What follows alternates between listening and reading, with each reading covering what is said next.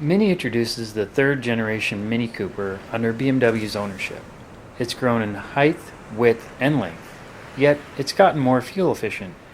Plus, it's got a lower drag coefficient and yet retains the iconic Mini Cooper shape.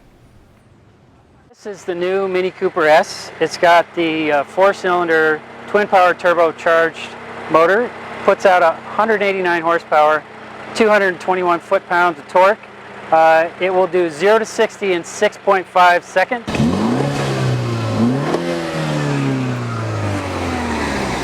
Ground up a total new car. In fact, the new chassis number is internal code F56, and the base model Cooper comes with a 1.5 liter 3-cylinder. You heard me right, 3-cylinder twin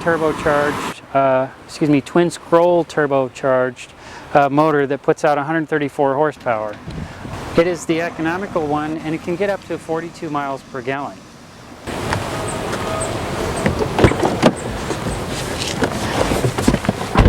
Hey, this is Chuck with BMWBLOG, and we've been driving this brand new 2014 Mini Cooper S.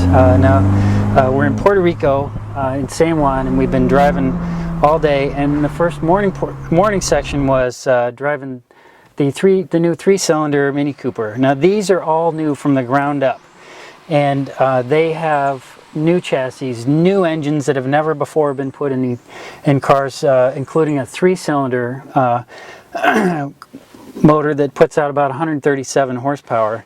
A lot of the interior is different now. I'll flip this on and show you that the start-stop switch is in a little different spot. All right, you can see now that the center section now includes the nav, and you can do a split screen, you can do regular screen, but the big difference is that this is now no longer the odometer. The odometer and speedometer are right here in the center like there are in other cars, so they kind of unminified that. But if you look at the cabin tech integration that this provides, having this large section here and this fascinating LED ring here, I've been watching it all day and trying to figure out what its functions are, and sometimes it's white, sometimes it's red. If you flip the chassis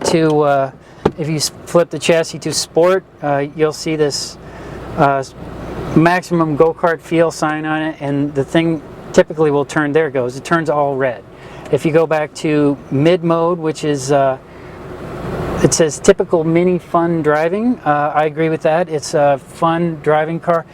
And then if you go to the green, it's kind of like the BMW Eco Pro mode, and it also gives you here a little bit on how much you've actually saved in the car.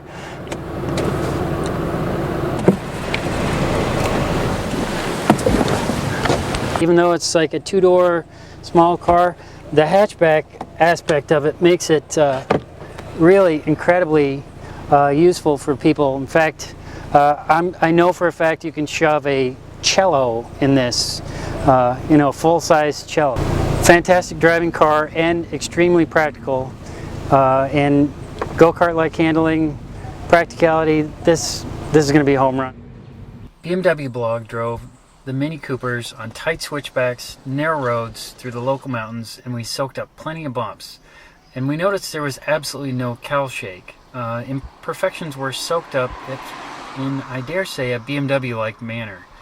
The suspension seems to have really grown up and is more mature and composed than maybe the last generation or even the first generation Mini, and it seemed maybe less tossable but more stable, which I kind of prefer, but maybe some Mini Cooper enthusiasts might not like. I actually enjoyed the smaller motor with a manual transmission a little bit more than I did the Mini Cooper S with the automatic and paddle shifters. I drove the 3-cylinder behind a former Formula One driver turned automotive journalist, and had an absolute blast keeping up with him. And I dare say that the 3-cylinder motor in that car is definitely broken in now. The new Mini does have electric steering, but I felt that BMW and Mini have really gotten a hold of this now, and it really doesn't distract from the driving experience. It seems very well weighted and accurate. The all-new Mini Cooper starts at $19,950 for the 1.5-liter 3-cylinder, and for the Cooper S, $23,600 for the 2.0 4-cylinder that cranks out 189 horsepower.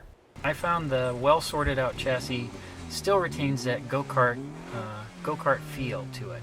It's a very fun car to drive.